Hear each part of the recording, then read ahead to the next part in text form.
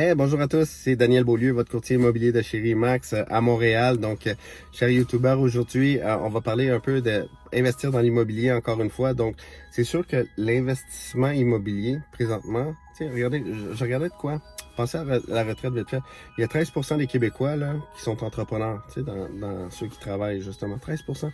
Mais il faut penser à la retraite. La retraite, là, pour un entrepreneur, là, s'il n'a pas investi dans des CELI, dans des REER, à la bourse, qui est très risqué selon moi, ou dans l'immobilier, est où la retraite? Moi, je sais c'est quoi la retraite qu'ils vont vous donner, puis c'est pas beau. Je suis honnête avec vous, c'est vraiment pas beau.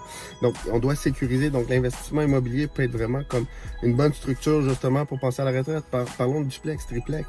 Mettons, si tu achètes un duplex ou un triplex, moi, qu'est-ce que je dirais comme qu'est-ce qui serait intéressant pour vous, c'est d'aller faire une stratégie propriétaire-occupant. Parce qu'on me dit, Dan, souvent, Dan, écoute, je vais acheter un duplex puis je veux faire 1000$ de cash flow. Cash flow, c'est quoi? C'est, mettons, on paye le capital, taxe intérêt, votre hypothèque, dans le fond, avec les taxes foncières, versus les loyers, ben là, on génère un profit. Ça, c'est votre cash flow.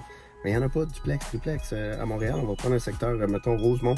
Si vous achetez un duplex, vous n'allez pas faire 1000$ de profit, là. Ça se peut que ça vous coûte 1000$ si vous n'habitez pas dans la propriété.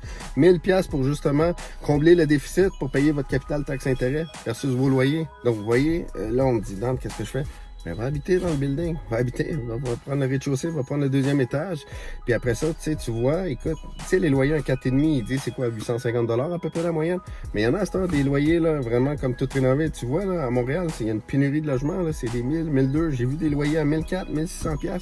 Mais mettons que votre hypothèque vous coûterait, mettons, je sais pas, 1600$. Hein? 1600, mais là, 1600$, tu le mets dans les poubelles, 1600$, tu le mets dans ton investissement immobilier parce que, hey, quand t'es propriétaire, c'est comme t'obliger à épargner. Ça, il faut y penser en 2 minutes, hein? Fait qu'on t'oblige à épargner. Mais qu'est-ce que ça va faire dans 20 ans? Boum, t'as plus d'hypothèque plutôt 25 ans. Qu'est-ce que ça va faire? T'as acheté ton duplex, boum, il est rendu à 800 000. Wow! T'es rendu avec 800 000. Tu le vends parce qu'à un moment donné, les statistiques disent qu'on quitte le parc immobilier à genre 75 ans. Mais là, peu importe l'âge que tu vas le vendre, mais d'ici 25 ans, boum, tu te retrouves avec 800 000. Wow, une grosse différence, hein? Parce que, pensez-y, on met 1200 dans les poubelles à chaque mois ou on met de l'argent dans notre hypothèque, ça nous force à épargner. Là, une belle stratégie pour vous faire gagner à court, moyen, long terme. Et voilà.